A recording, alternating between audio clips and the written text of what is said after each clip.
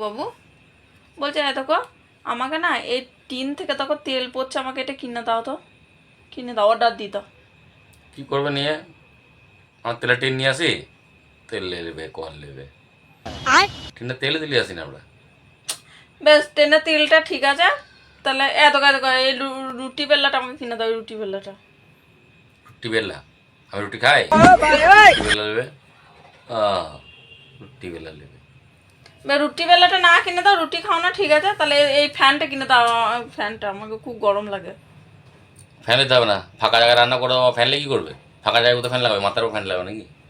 हे हरि राम कृष्ण जगन्नाथ प्रेमानंदे। তাহলে এই চপিং বোর্ডটা কিনে দাও, এই চপিং বোর্ডটা কিনে দাও, এটা কত সুন্দর।